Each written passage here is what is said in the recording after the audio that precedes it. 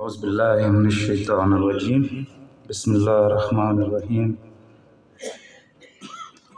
میں سب سے پہلے تمام مہمان گرامی کا دل کی عطا گرائیوں سے اپنے بڑے بھائی شہید ڈاکٹر راجہ محمود الحسن کی تعزیتی ریفرنس میں آنے پر شکریہ ادا کرتا ہوں۔ یہ تعزیتی ریفرنس میرے والد محترم سردار محمد حفیظ خان صاحب کی طرف سے آج منعقد کیا گیا ہے۔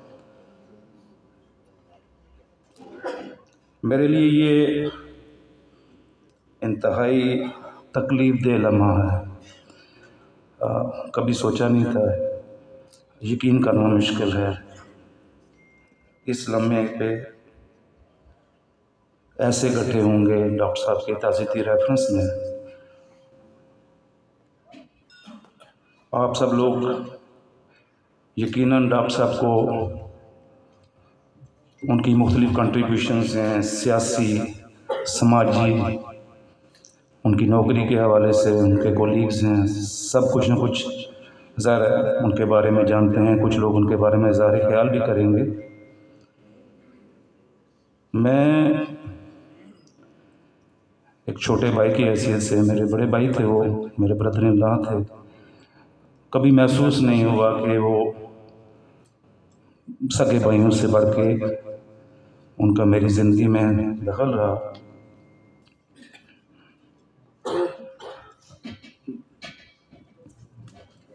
انہوں نے ہمیشہ مشکل وقت میں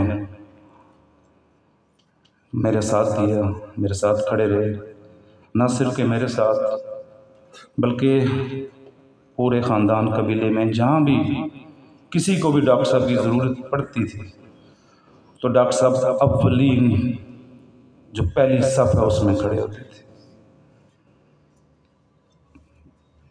شیئر کرنے کو تو بہت ساری چیزیں ہیں، کیونکہ وقت کی قلت ہے۔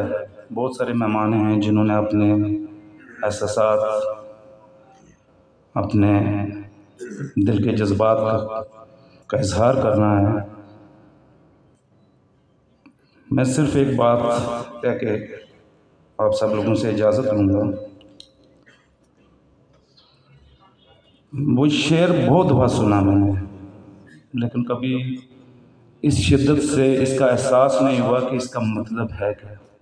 آج میں جب میرپور سے سفر کر کے تقریباً کوئی ایک گھنٹہ پہلے پہنچا، شہر میں داخل ہوا تو یہ دل کو چھو گیا میرا یہ شعر۔ بچھڑا کچھ صدا سے کہ رت ہی بدل گئی، ایک شخص سارے شہر کو بھی رنگ کر گیا۔ اللہ تعالیٰ شہید ڈاکٹر راجہ محمود الحسن صاحب کی کروٹ کروٹ جنت نصیب کرے، ان کی منزلیں آسان کرے۔ سب سے بڑھ کے ہم سب کو یہ توفیق دے، ہمارے جو ان کے پیچھے لوائقین ہیں، جو عزیز ہیں، ان کو یہ توفیق دے کہ ان کی جلائی ہوئی جو شمع ہے، جو ان کے روشن کام ہے، ان کے اس راستے پہ ہم چل سکیں اور دکھی انسانیت کے لیے جو بھی کر سکیں اس پہ چل سکیں۔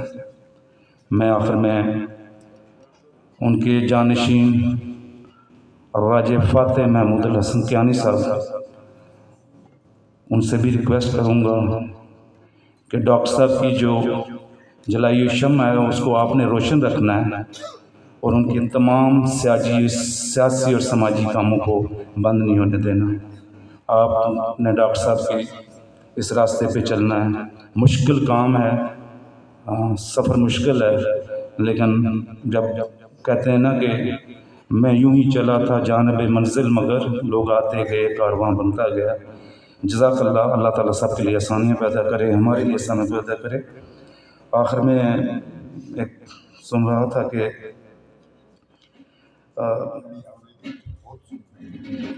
مشکل ہے کہنا، اللہ سب کے لیے آسانیاں پیدا کرے۔